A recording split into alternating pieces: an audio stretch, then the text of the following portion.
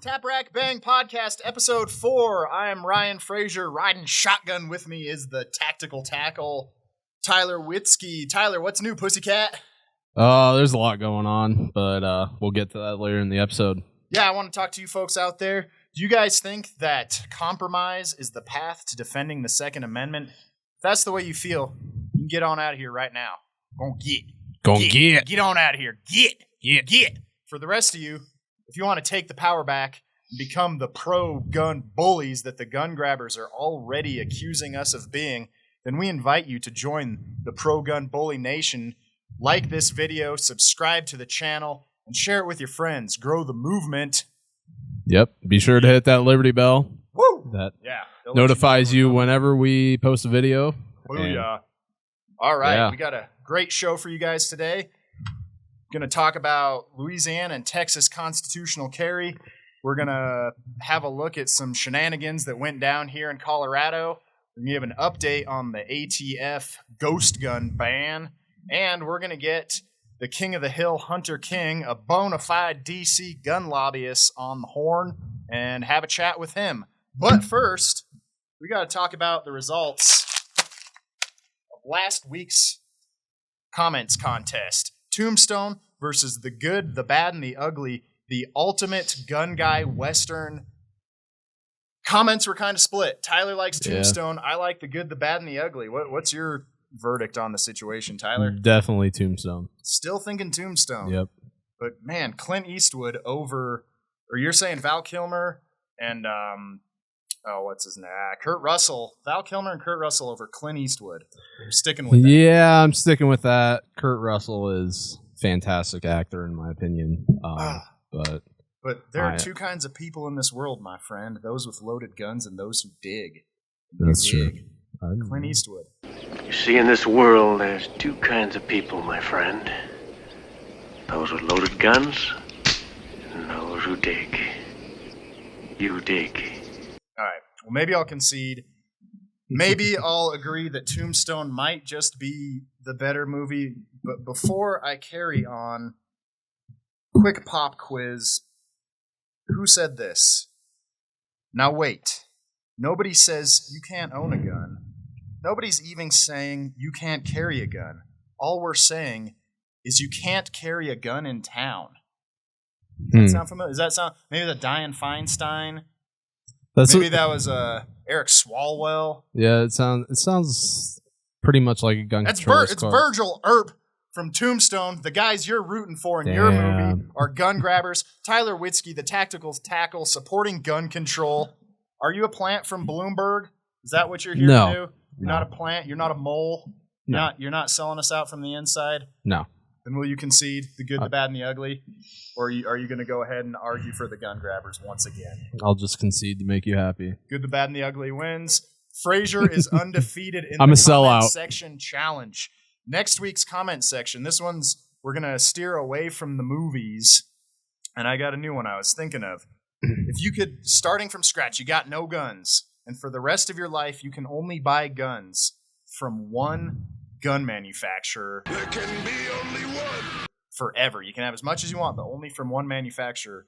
What would you choose? Now, obviously, this is going to be highly personal and depending on what kind of gun guy you are, but Tyler, where does your thought go with this challenge? So I've had some time to think about this, and I would recommend Mossberg. Because they make awesome shotguns. They make some bolt-action rifles as well as semi-automatic rifles. Mm-hmm. And they make handguns. They're making handguns now, too. So you kind of got all the bases covered there. Another one I was kind of thinking of would be CZ. Yep.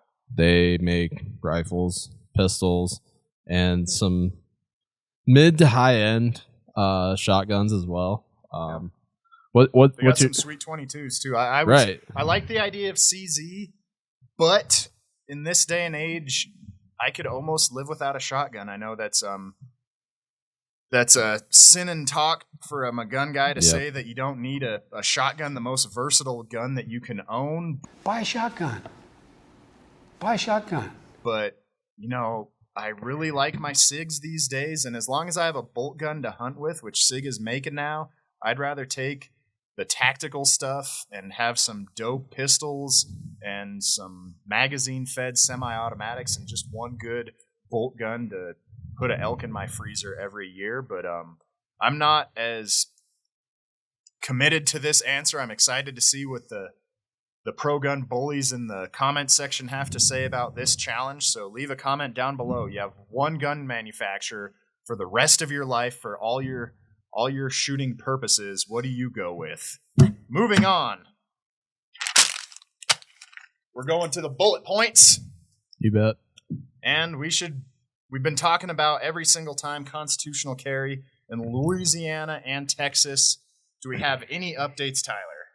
Basically, both are in Texas and Louisiana. Both are stuck in committee and need to get sent to the governors. Time is the enemy here because most of these states we are nearing the end of legislative session. So, and sad to say, inertia is the strongest force in politics, and it seemed like these both were steamrolling their way to the governor's office. But unfortunately, they're kind of just festering in a committee right now, which means it's time for the pro-gun bullies to take actions. We're going to put the phone number for Louisiana and the phone number for Texas up there. The two numbers you need to call them up and let them know. Get those bills to the governors. Louisiana, we know the governor's going to veto it, but if we can make it happen fast enough where the veto-proof majorities in the legislature can force this thing through, we still have a chance. Texas, if we can get it to the governor, we should be sitting pretty, but it's on all of us to make sure that we see this thing to the finish. Moving on, some shenanigans in our home state of Colorado. Tyler, what do you know about this one? Right. So Colorado has been kind of a cesspool this year. It's very sad. There's been at least 3 anti-gun bills that have been introduced and making their way through the legislature. Representative Hugh McKean, he's Hugh McQueen, maybe? Yeah, he's here in Loveland, right? I think so. But anyway, he has voted to expand background checks in Colorado to purchase a firearm. Well, he's siding with Democrats, and his excuse is a pretty pathetic one. His claim is that he accidentally pushed the wrong button, which we've been calling here a political negligent discharge. Yep. I don't know. Vanna White's been working for the Wheel of Fortune for like 50 years now, and she's never pushed the wrong button. So what's this dumbass's excuse for clicking the wrong button and selling out gun owners? I call bullshit on his stupid excuse. We're going to flash his phone number up here. Give him a call. Tell him to step down. If you aren't competent enough to push the right button when your constituents' gun rights are on the line, then you don't need to be in a leadership position, buddy. So we're going to give... It's time for the pro-gun bullies to go rhino hunting. That's a cold, hard fact. Give them a call. I don't care if you're in Colorado or wherever you are. We're all in this together.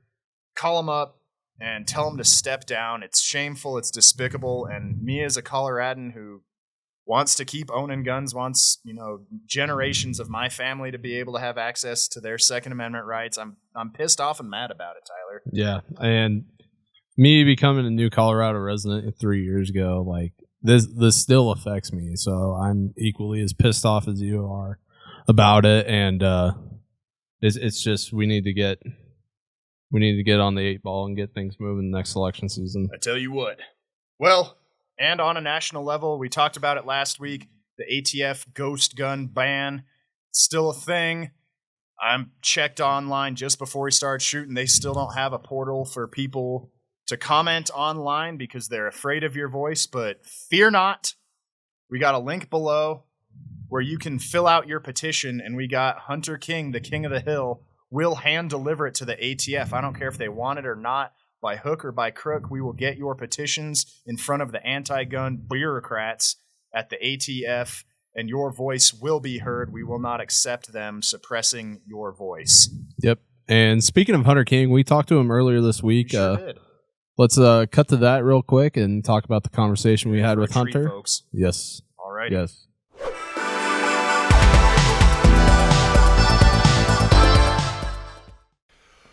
All right, folks, we are live with the King of the Hill, NAGR lobbyist, Hunter King. Yo, Hunter, you stone cold fox, what up? Frasor, I love that introduction. I might start putting that on my signatures. I have never used that yet, but I love that. I'm doing great. How are you guys doing? We're balling out of control, my friend. We got a few questions the pro-gun bullies out there tuning in want to hear from a real-life gun lobbyist. Tyler, you want to kick it off? Yeah, so obviously we mentioned you're a lobbyist for NAGR. We just want our viewers and listeners to know what does that exactly entail, and what exactly do you do? What would you say you do? Well, thanks, Tyler. Appreciate that question. So essentially for our 4.6 million members, however many we have now, I'm essentially a voice for all of those people, all of those donors, everybody throughout our organization. I'm kind of the voice on Capitol Hill, if you must, for getting our message across to members of Congress, senators, the administration. 9.9 times out of 10, they don't care what I have to say, nor do they listen, nor do they even really know what I'm saying. But it is my job to relay the messages of the good people of this country, the gun owners, the law-abiding gun owners of this country, relay your message to members of Congress, and hopefully try to get some pro-gun legislation passed. I know we're in a kind of divisive spot right now in D.C. and around the country, and there's a lot of gun control being pushed around these parts, but we're doing our best, and we're giving it our best shot out here. So basically, you're the voice for all the gun owners on the Hill. Like, you have direct lines and ties to all the politicians up there in Capitol Hill. Is that correct? Absolutely. Whatever our members want, whatever they're advocating for, however many petitions we get, that's kind of a good measuring stick for us. If we're getting a ton of petitions on a certain subject, a certain matter, we know it's important to our members. We know we want to get people mobilized. I'll head on over to the Hill, Capitol Hill, and try to discuss what we need discussed and want done with members of Congress. Sometimes it goes our way, sometimes it doesn't, but there's always tomorrow, and we always got to keep fighting. Right on. So when I think of a DC gun lobbyist, I think of the Gucci loafers and the $1,000 suits, whining and dining all the fancy faces that work on the Hill. Is that the way you operate, or is that just Wayne's boys over at the NRA? Well, let's see. Yesterday I had McDonald's for lunch, and I think the day before that I might have got a Subway sandwich on the way to the Hill. Out of control. No, I'm not wearing anything Gucci. I'm not wearing anything Louis Vuitton. I'm not wearing anything, whatever the hell they're wearing. I'm here to do a job. I'm here to do my work. If they want to look fancy, that's fine. So be it. I mean, hey, there's nothing against that. I don't have any problem with that. But let's focus on getting our work done first. I'm not trying to point any fingers or calling anybody out, but it'd be nice to see some more gun advocates around Capitol Hill every once in a while. Sounds like you're not there to make friends. Hey, if I make friends, so be it. If you don't like me, so be it. That's not my decision. That's yours. Right on. Yeah, you bet. So obviously we're currently running petitions on the ATF's so-called ghost gun ban, the ban on 80% receivers. What exactly do you do with all those petitions that we send over to you from all these pro-gun constituents? Great question, Tyler. And honestly, I believe, don't quote me on this because I'm not 100% sure, but I think we might be the only organization on the gun side of things that collects all of those petitions that our members sign and send in to us, actually physically collect those petitions, put them in backpacks, put them in folders, and walk them over to the Capitol. I think back in 2019, we must have delivered, I don't know how many thousands of petitions, but we had them all in our office on Capitol Hill. The Senate's weird. They only let you take in so many at a time. You can only have 1 or 2 bags at a time and so many folders. So what we did was organized all the petitions in our office on the House side of the Capitol, packed up a couple bags, walked them over to the Senate, dropped them off, did that 3 or 4 times until we hand-delivered every single petition that our members signed in for us. Hell yeah. Yeah, it's sad to think that other groups actually aren't doing that, but it's good to know that we have you there bombarding Fort Pelosi with all these signed petitions from the pro-gun patriots out there.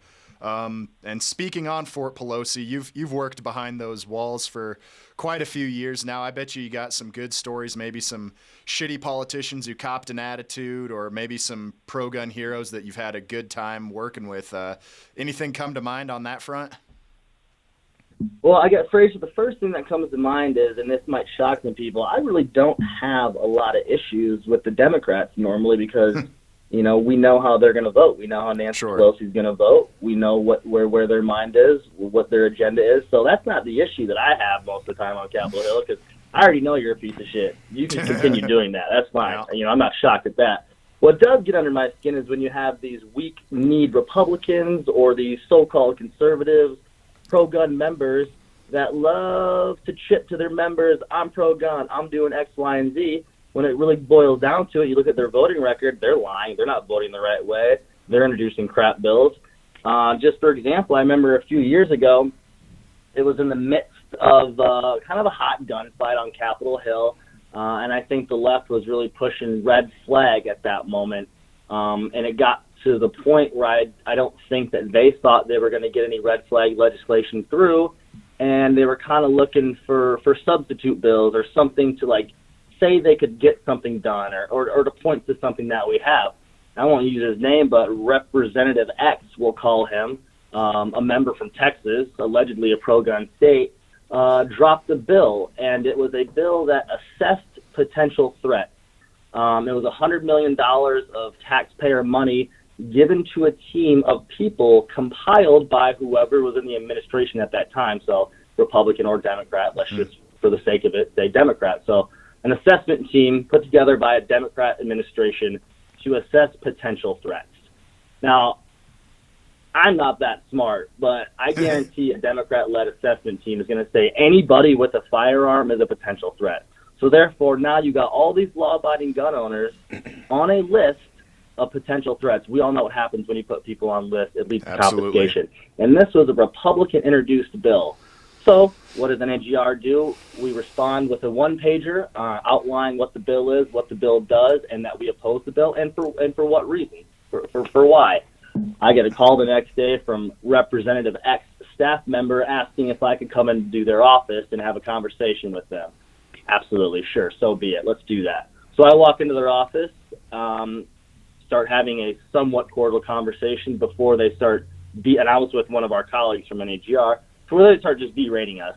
And then about 30 seconds later, the representative actually walks into the room and he goes, "Oh my God, you guys must be NAGR. I had no idea that you guys were going to be here today." Convenient. Yeah, screw off. He knew exactly we were going to be there. It was an absolute setup. And it was basically them telling us why their bill was good, why we should think that is good, and why they were trying to be sneaky with it and get 82 Democrat co-sponsors on it. It's because it's a liberal bill. We called them out on it. They got pissed. But stories kind of like that, Republican members trying to be pro-gun and not actually being pro-gun and trying to sneak by with that kind of shit, that's the stuff that really gets under my skin. Like I said, we know where the Dems are. We know what their agenda is. These R's that are hiding behind what they say is good legislation, good pro-gun legislation, that's what really gets under my skin. And I think that's what we need to weed out on the Republican side, yes, sir. Personally speaking. Yeah, I call them the butt politicians. It's all these Republicans who like to say, no one's more pro-gun than me, but, and after the word but, you stand by because you're about to hear the most anti-gun shit you've ever heard in your life. And everything before the word but is a bunch of crap. Yep. Exactly. After that, you might as well just walk away and say, "Thank you for the conversation, sir. I appreciate your input." Yeah. All right. So we got one more question for you, Hunter. So we have a segment on the show called "What's Inside" or "Inside the Waistband," and where you whip it on out and show what you're packing. Yeah, exactly. Yeah, where are we going with this? What's inside the waistband? So we know that DC actually has some pretty strict gun laws as well as carry laws. So we were just wondering, whenever you come out to HQ, have fun with us, what's your favorite gun to shoot out on the range? I love coming out to headquarters, honestly, because like you said, I don't get a lot of opportunity to come out here and shoot in D.C. We live in, socialist China, Russia, whatever the hell you want to call it. But I do get most of the time, I do get a chance to shoot some guns when I'm out in Colorado. And I think last time I was out there, I got my mitts on an MP40 and a fully automatic AK that kind of jolted me back a couple of times where Dudley yelled at me to lean into it. So that's what I did. But yeah, no, I really enjoy coming out to Colorado and having the opportunity to play around with some firearms that I don't get to out here in DC. Awesome, man. And one last thing. I know no one's a bigger follower of sports than you. Should I go ahead and put it all in for the Broncos, led by Aaron Rodgers, to win the Super Bowl, or what? Do you really think Aaron Rodgers is going to the Broncos? You bet your ass. You just wait, man.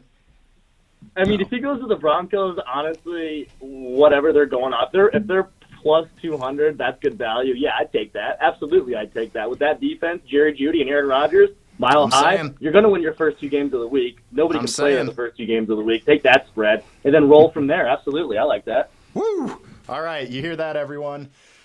DC lobbyist, well, and pro-gun also, bully. hey, with that, make sure they know that they're not getting past Tom Brady and the Buccaneers. You can take them as far as until they face Tim Brady. Tim Brady. Tim mother effing Brady. All right. Agree to disagree, I suppose, on that number, but we appreciate you having you on the show, buddy, and we definitely appreciate having you out there in Fort Pelosi, giving a voice to all the pro-gun bullies that we're talking to every day. So thanks a lot, friend. Yeah, thanks for having me. I'll come back anytime. Cheers. All right, cheers, boys. Bye. All right, see you.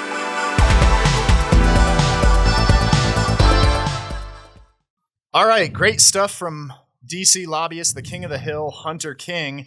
And we spoke earlier about the ATF ghost gun ban, and we had a comment down below from a pro-gun bully, Scott Mullins.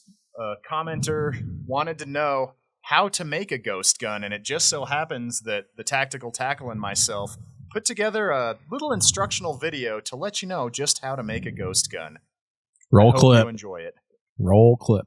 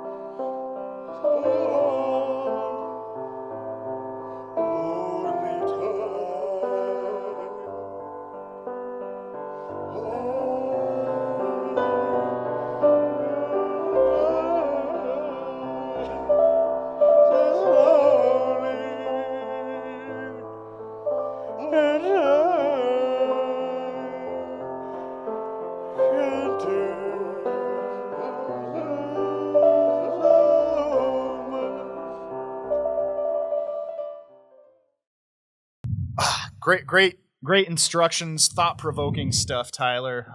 I thoroughly enjoyed shooting that video with me. I hope you guys are as satisfied as I was. Moving along, we're diving inside the waistband. This is the segment on the show where we talk about what we're packing these days. Of course, this one's a special edition of Inside the Waistband. We're not going in my waistband or Tyler's. We're talking about what's big in the news right now is Israel, and if I was living in Israel, what I would want inside my waistband. So we have a beautiful little Israeli-made Uzi 9mm here. The Uzi 9mm. It's a beautiful PDW. Tyler, you want to talk about this beautiful, sweet little honey we get to have on set here today? Yeah, so the Uzi was designed in the 1950s. It has a telescoping bolt and as well as an open bolt design, which leads it to cool down faster between full auto firings, but also can allow sand and dirt and whatnot get in there and mess up your parts, and just makes it way more compact too with the telescoping bolt. That's true. Something yeah, new for the 50s. Yeah, and for some that was designed over 70 years ago, it's not terribly ergonomic, but still it's pretty advanced for its time. By golly, it's just freaking cool. It is. Like, everyone I think knows what the Uzi is. Right. You can kind of pick it out of a lineup, even if you're not a gun guy. Images of Chuck Norris in a cut-off jean shirt wielding 2 of these bad boys come to mind. Secret Service protecting Ronald Reagan come to mind. Terminator 1, he was rocking at Uzi. It's a sexy gun for just a big hunk of stamped sheet metal. Right. It's just a damn fine, sexy. Yeah, and for it being stamped sheet metal, it was also very cheap to produce back in the day. So it's also got a folding stock that if you want to demonstrate, Frasor, how to open that. It's kind of like the HK slap. I'm going to try not to screw it up. Yeah. Ta! There you go.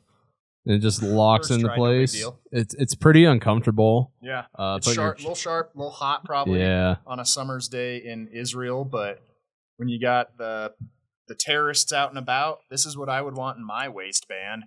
I don't know if we've established an Israeli gun rights chapter of the National Association for Gun Rights, but when the time comes, I think that needs to be on our menu. Yeah, be our mascot. Inside the waistband, Israel edition, the Uzi 9mm. Delicious. Sexy. Yes. Moving on. What do we got next, Frasor? Well, I'm going to just go ahead and set this down here. There you go. Moving on from inside the waistband, we have a fan favorite, the shooting blanks section, where we dive into the demented caverns of the internet and just see what the gun grabbers out there have to say about your Second Amendment rights. Starting out, we have Isabella Scarlett. All up on Twitter. What does she have to say, Tyler? She's got an adult film name. Isabella Scarlett. Yeah, it is a little bit. Anyway, what's she saying? Action. Isabella says, action must be taken to end gun violence in America. Ban assault weapons, high-capacity magazines, and dangerous gun accessories. What does she mean about gun accessories? First of all, Isabella's a loser because she's replying to her own comment. Yeah. Get some friends first, Isabella, and then start talking, but that's all well and good. I want to know what dangerous gun accessories are. Foregrips, that sounds dangerous. Yeah. I mean, what's that thing that goes up? That's probably a dangerous one we need to get rid of. Get rid of that thing that goes up. High capacity magazine and assault weapons. Isabella Scarlett, I think your daddy failed you. I don't think if I laid out some of these rifles here and some other ones, you would know what an assault weapon was. But moving on, obviously Isabella Scarlett shooting blanks. Yep. Yeah, nothing good there. Ooh, I like this guy, right? He's a friend of gun owners, isn't he, Tyler? We got Beto. Yeah. Excuse me, Robert Francis. Robert Francis O'Rourke over here talking about gun rights. Someone up here has a comment saying, y'all want to know who haven't failed Texas? Have a good night. Haven't failed Texas. Y'all want to know who haven't failed English class? Not Alejandro, because that's an interesting sentence you put together, but I'll make one concession that Beto O'Rourke hasn't failed Texas in a little while because he doesn't have a job. Exactly. Unemployed, as he should be. Nerd. Lock that clown up is their username. Wow.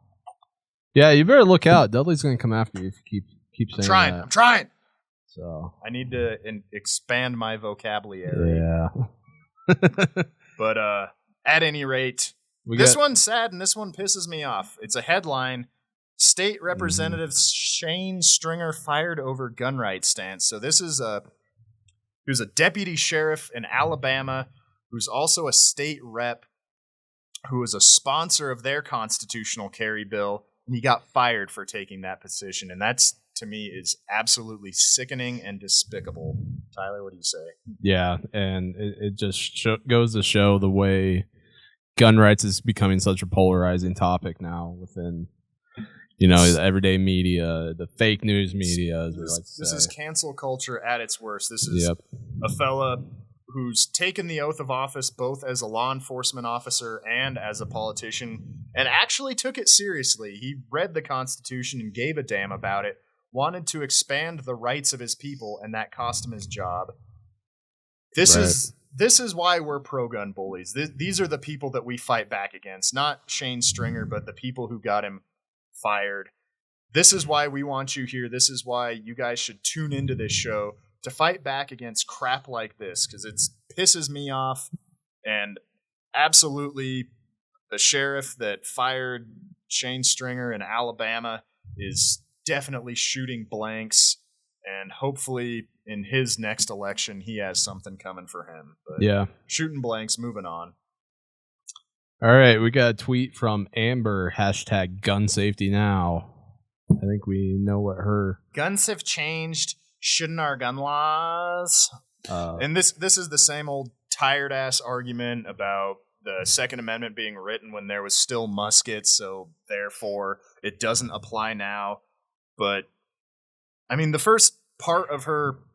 or the second part of her sentence doesn't even make sense. Shouldn't our gun laws, implying that gun laws haven't changed since the Constitution was written. I can remember a crap load of infringements on our Second Amendment that's happened in that since then. In fact, we're on the anniversary of the Hughes Amendment, happened on May 18th, 1986, which barred law-abiding citizens from home manufacturing machine guns in their homes. There's the National Firearms Act, there's the Gun Control Act, there's a million instances of gun control being passed in this country since the Second Amendment clearly stated that our rights shall not be infringed. So I don't understand where her argument even comes from saying that shouldn't our gun laws. We've had countless gun laws. Yep. And, you know, we talked about their tireless argument, you know, the Second Amendment was written back when guns were muskets, and we technically still do have muskets here today. Mm-hmm. And the way technology advances, you know, shouldn't the First Amendment, any other amendment? Yeah, they didn't have Twitter when the First Amendment was written, so should we take away Amber's Twitter account?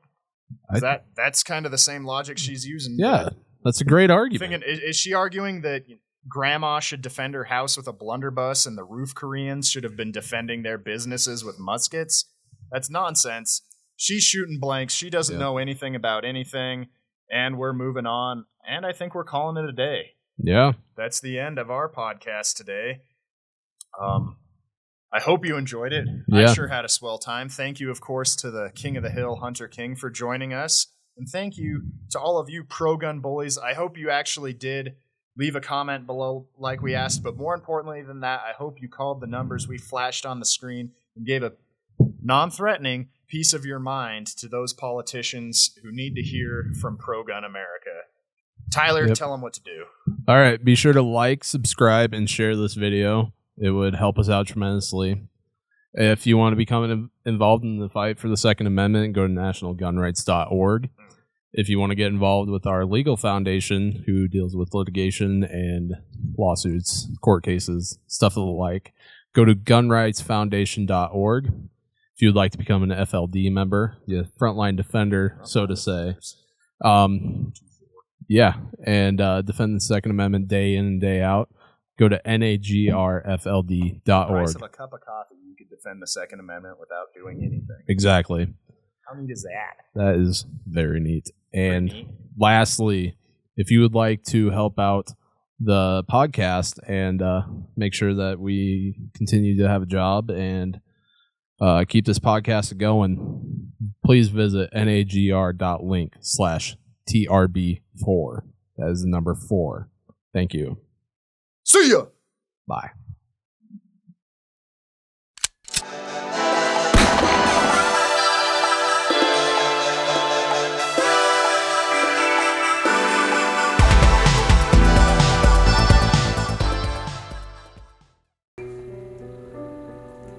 I mean, cut, but like that was so good. The music climaxes and it's just the last one. Same.